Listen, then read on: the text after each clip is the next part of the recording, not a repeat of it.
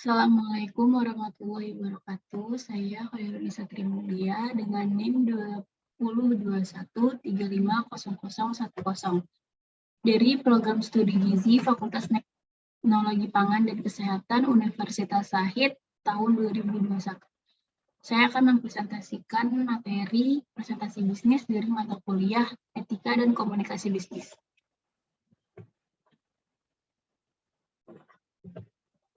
Presentasi bisnis dapat diartikan bentuk komunikasi yang berorientasi pada proposal, disajikan dalam lingkungan bisnis dengan khalayak yang relatif homogen, yang berupa presentasi lisan. Presentasi lebih bermanfaat dibandingkan laporan tertulis atau surat, karena lebih efisien, menghemat waktu, efektif, dan pengaruh yang lebih baik. Bentuk presentasi berdasarkan waktunya ada dua jenis, yaitu satu, berlangsung singkat. Presentasi ini disampaikan antara 15 menit. Bentuk presentasi ini seperti melaporkan perkembangan tugas, memperkenalkan pembicara dalam seminar, dan sebagainya. Yang kedua, berlangsung lama. Presentasi ini disampaikan antara 1 atau 2 jam, bahkan lebih. Presentasi ini berisi menjelaskan laporan tahunan, rencana kerja, problem manajemen perusahaan, seminar, dan sebagainya. Tujuan presentasi. Menurut Prof. Hartmurti, ada 3 macam tujuan presentasi, yaitu 1. Tujuan informatif, merupakan presentasi yang bertujuan menyampaikan informasi atau pengetahuan tentang sesuatu hal kepada audiens, seperti ceramah, training, dan seminar.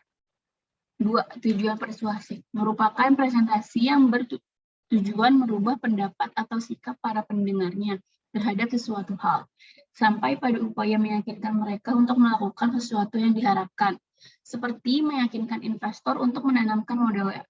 Tujuan ini dapat dicapai melalui 2 cara. Yang pertama, dengan mengutarakan fakta yang bersangkutan sesuai subjek. Yang kedua, membangun kebutuhan para pendengar untuk memiliki atau melakukan sesuatu dan menawarkan saran untuk hal tersebut. Yang ketiga, ada tujuan menghibur, merupakan presentasi yang bertujuan untuk menyenangkan perasaan pendengarnya. Terkadang diselipi humor dan cerita, seperti pemberian ucapan selamat pada pesta ulang tahun dan sebagainya. Prof. Richard Hussman dan John M. Penrose membagi tujuan presentasi menjadi 2 kelompok, yaitu yang pertama tujuan umum untuk informatif, persuasif, dan menghibur.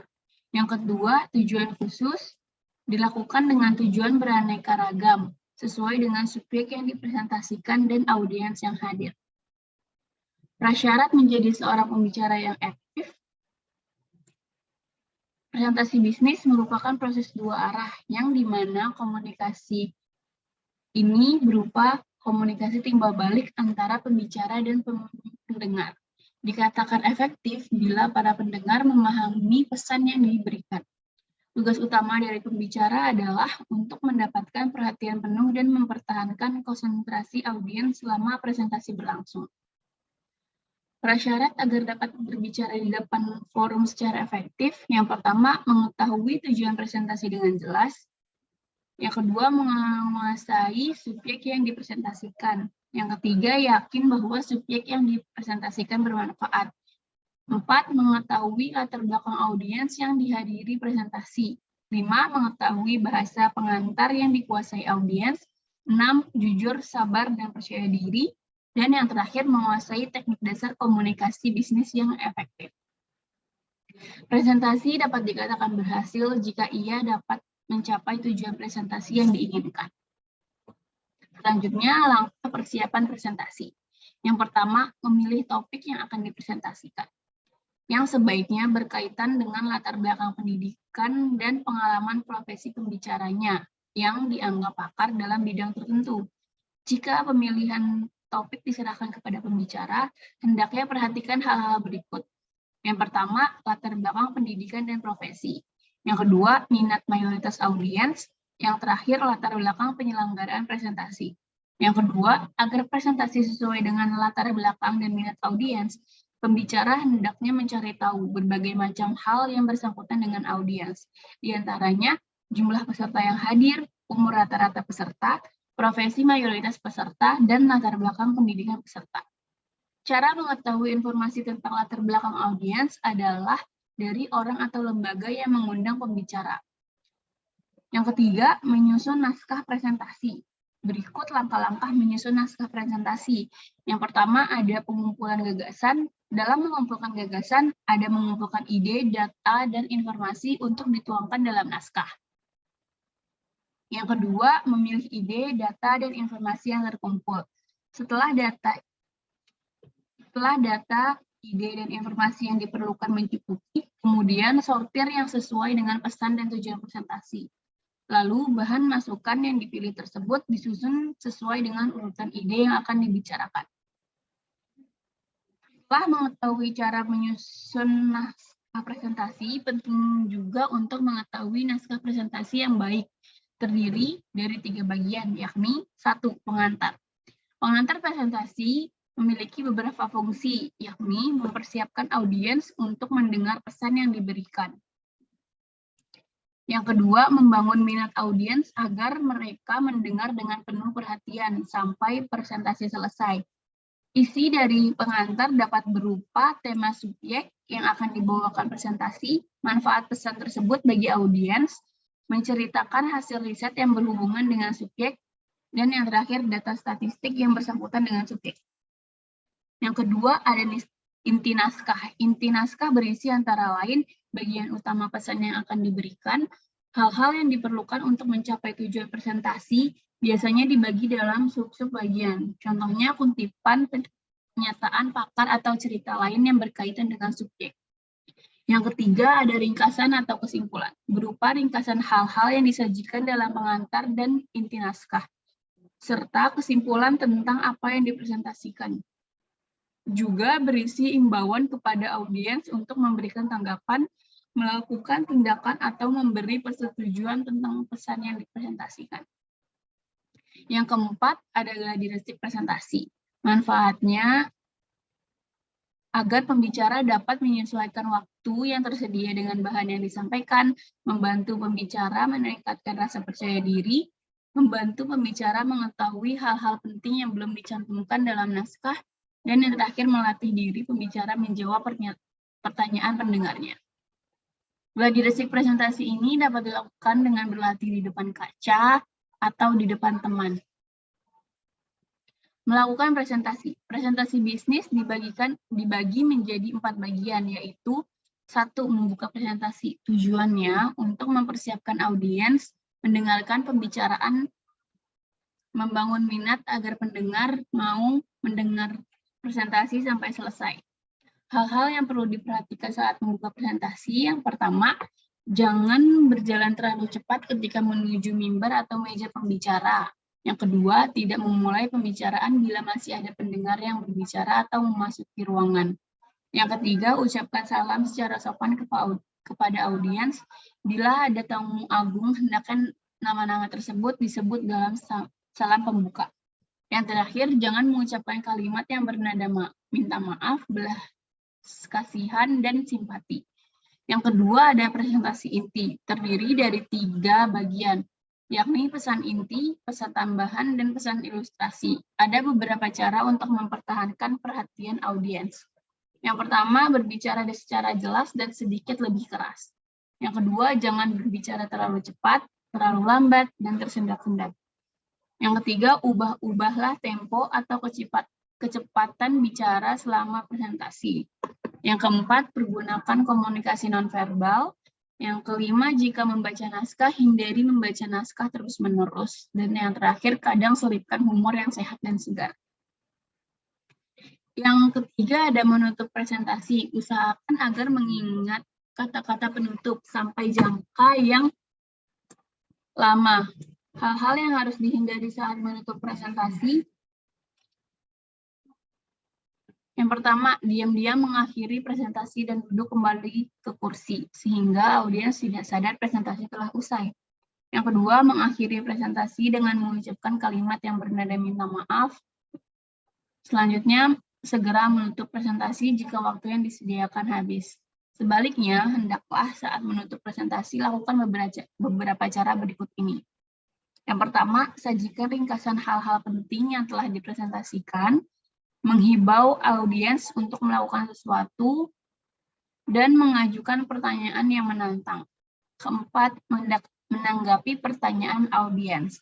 Dalam menanggapi pertanyaan audiens, ada beberapa hal yang perlu diperhatikan, yaitu yang pertama, ada 2 cara pengajuan pertanyaan, yakni pada akhir sesi presentasi dan selama menyajikan presentasi inti. Yang kedua, tipe pertanyaan. Secara umum, tipe pertanyaan yang diajukan audiens adalah A. Pertanyaan netral, pertanyaan bersahabat, pertanyaan antagonis atau antipati, dan pertanyaan asal-asalan. Selanjutnya itu ada demam panggung, yaitu perasaan gelisah atau nervous sebelum melakukan presentasi. Ada cara praktis untuk mengatasinya, yaitu mengabaikan kegelisahan tersebut sebelum naik mimbar atau duduk di kursi pembicara, diam-diam tarik nafas panjang dan mengembuskan kembali. Selanjutnya ada faktor pendukung presentasi. Keberhasilan presentasi juga didukung oleh 4 faktor, yaitu yang pertama ada paralanguage atau cara pembicara menyampaikan pesan, termasuk kecepatan bicara, nada, volume suara, serta artikulasi kata. Yang kedua ada body language atau komunikasi nonverbal.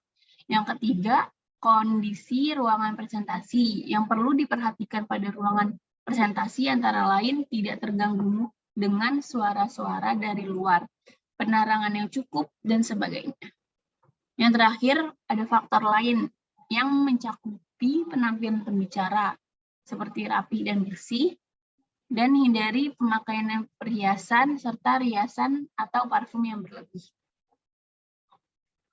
Selanjutnya ada penggunaan alat bantu. Alat bantu yang lazim digunakan untuk presentasi adalah whiteboard, flip chart, overhead projector, film, video, dan closed circuit television, serta slide projector.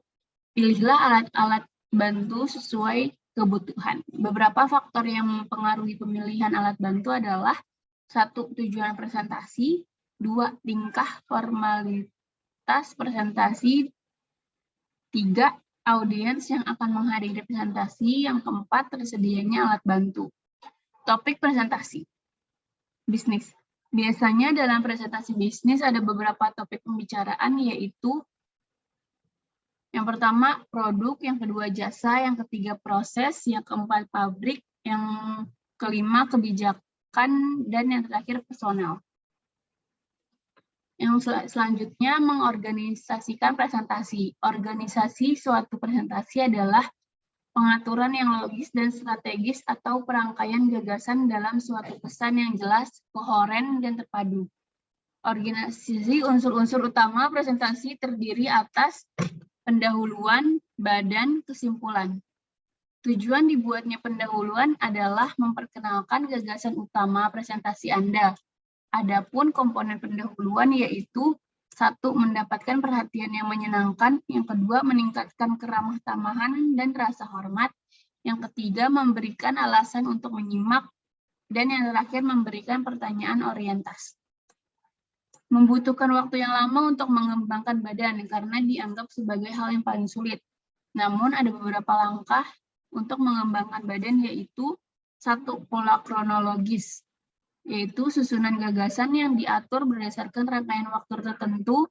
Yang kedua, pola spasial, yaitu susunan gagasan yang diatur berdasarkan ruang atau tempat. Yang ketiga, pola topikal, yaitu susunan gagasan berdasarkan topik. Setelah mengetahui mana pola yang cocok untuk mengembangkan badan, selanjutnya merencanakan kesimpulan. Tujuannya adalah memfokuskan kembali perhatian khalayak, adapun komponen-komponen kesimpulan adalah sebagai berikut. 1. Meringkas hal-hal utama. Yang kedua, memusatkan tema dan tujuan. Yang ketiga, mengingat kembali para khalayak tentang pentingnya perubahan. Yang keempat, memberikan jalan yang jelas kepada khalayak. Yang kelima, mempersilahkan pengajuan pertanyaan. Yang terakhir ada menyampaikan pesan dan mengevaluasi presentasi. Untuk pemula, dapat belajar untuk menangani ketakutan pada komunikasi yang akan terjadi. Berikut ini beberapa cara menangani ketakutan saat presentasi. Yang pertama, ketakutan pada kinerja adalah hal biasa. Yang kedua, Memahami penyebab ketakutan. Yang ketiga, ketakutan tidaklah nyata dan berusaha untuk bersikap santai.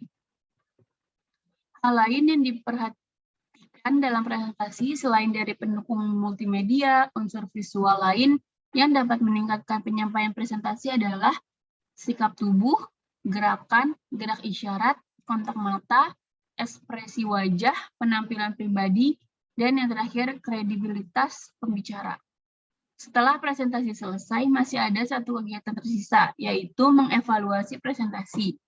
Ada dua alasan mengapa evaluasi itu penting. Yang pertama, evaluasi sebelum presentasi dapat mencegah timbulnya berbagai masalah.